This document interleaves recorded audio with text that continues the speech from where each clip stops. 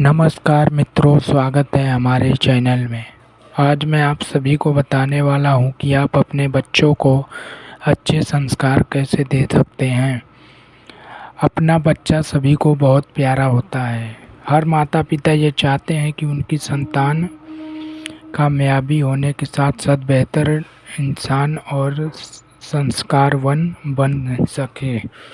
इसके बावजूद पेरेंट्स के ना चाहने के बावजूद बच्चों में कुछ ऐसी आदतें पड़ जाती हैं जो केवल माता पिता के लिए शर्मिंदगी की वजह बनती हैं, बल्कि बच्चों के लिए भी कतई ठीक नहीं है। तो बच्चे में अच्छी आदतें और संस्कार कैसे डालें, इन बातों का ध्यान रखना चाहिए आप सभी को। बच्चे जब छोटे होते हैं तो उनकी प्यारी और तोतली जुबान से बोला गया हर शब्द बेहद प्यारा लगता है। कई बार बच्चे अनजाने में अशिष्ट या बेहुदा शब्दों का भी इस्तेमाल कर लेते हैं। बच्चों के बोलने के प्यारे ढंग के कारण पेरेंट्स उन्हें टोकने या सुधारने के बजाय ऐसे शब्द पर खूब हंसते हैं। इससे बच्चे में अशिष्ट भाषा बोलने की प्रवृत्ति बढ़ती है। लिहाजा बच्चे को कभी भी अशिष्ट भाषा बोलने के लिए प्रोत्साहित ना करें।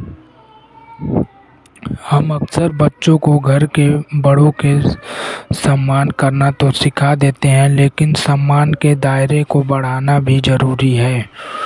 घर में काम करने वाले हाउस हेल्पर, ठेला या रिक्शा चलाने वाले, फल सब्जी विक्रेता जैसे कामों को कई लोग दोयम दर्ज का समझते हैं। बच्चे में इस तरह का नज़रिया पैदा ना होने दें।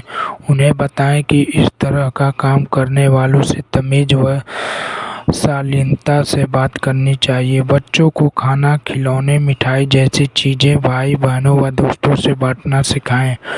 उन्हें बताएं कि जीवन के सुखों को किसी के साथ बांटना ज़रूरी है, तभी दुख बांटने के लिए साथी मिलते हैं।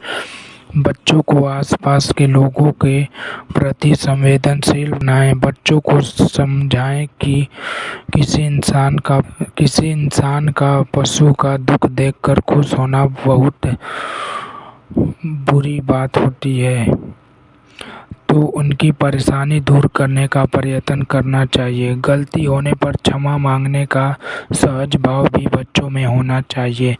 संवेदनशील होने के साथ भावनाओं पर काबू होना भी बेहद ज़रूरी है।